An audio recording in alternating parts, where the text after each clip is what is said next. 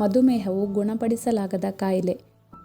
ಮಧುಮೇಹ ರೋಗಿಗಳು ಜೀವನದುದ್ದಕ್ಕೂ ಔಷಧಿ ತೆಗೆದುಕೊಳ್ಳಬೇಕಾಗುತ್ತದೆ. ಆದರೆ ಸರಿಯಾದ ಆಹಾರ ಮತ್ತು ಜೀವನ ಶೈಲಿಯ ಸಹಾಯದಿಂದ ಈ ರೋಗವನ್ನು ಸಂಪೂರ್ಣವಾಗಿ ನಿಯಂತ್ರಣದಲ್ಲಿ ಇಟ್ಟುಕೊಳ್ಳುವುದು ಸಾಧ್ಯವಾಗುತ್ತದೆ. ಮಧುಮೇಹ ಅಥವಾ ಬ್ಲಡ್ ಶುಗರ್ ಅನ್ನು ಸುಲಭವಾಗಿ ನಿಯಂತ್ರಿಸಲು ಮನೆಮದ್ದುಗಳೇ ಹೆಚ್ಚು ಪರಿಣಾಮಕಾರಿ. ಈ ಮನೆಮದ್ದನ್ನು ಬೆಳಗ್ಗೆ ಸೇವಿಸಿದರೆ ಸಂಜೆಯೊಳಗೆ ರಕ್ತದಲ್ಲಿನ ಸಕ್ಕರೆ ಮಟ್ಟವನ್ನು ನಾರ್ಮಲ್ ಆಗುತ್ತದೆ. ರಾತ್ರಿ ಸೇವಿಸಿದರೆ ಬೆಳಗ್ಗೆಯಾಗುವಷ್ಟರಲ್ಲಿ ಶುಗರ್ ನಿಯಂತ್ರಣದಲ್ಲಿ ಇರುತ್ತದೆ.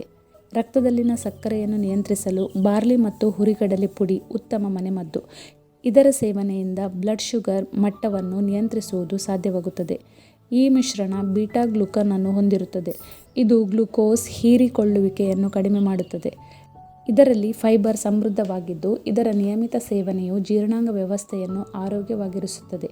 ಇದು ಸಕ್ಕರೆಯನ್ನು ನಿಯಂತ್ರಿಸಲು ಸಹಾಯ ಮಾಡುತ್ತದೆ. ಬಾರ್ಲಿ ಮತ್ತು ಹುರಿಗಡಲೆ ಪುಡಿಯನ್ನು 1 ಚಮಚ ತೆಗೆದುಕೊಂಡು 1 ಲೋಟ ಬಿಸಿ ನೀರಿನಲ್ಲಿ ಬೆರೆಸಿ ಕುಡಿಯಬಹುದು. ಪ್ರತಿದಿನ ಬೆಳಿಗ್ಗೆ ಖಾಲಿ ಹೊಟ್ಟೆಯಲ್ಲಿ ಇದನ್ನು ನಿಯಮಿತವಾಗಿ ಸೇವಿಸುವುದರಿಂದ ರಕ್ತದಲ್ಲಿನ ಸಕ್ಕರೆಯನ್ನು ನಿಯಂತ್ರಿಸುವುದು ಸಾಧ್ಯವಾಗುತ್ತದೆ.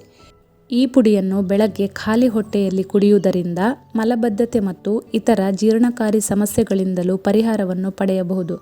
ಇದನ್ನು ಸೇವಿಸುವುದರಿಂದ ಮೂಳೆಗಳು ಗಟ್ಟಿಯಾಗುತ್ತವೆ, ಅಧಿಕ ರಕ್ತದೊತ್ತಡ ಮತ್ತು ಅಧಿಕ ಕೊಲೆಸ್ಟರಾಲ್ ಕಡಿಮೆಯಾಗುತ್ತದೆ.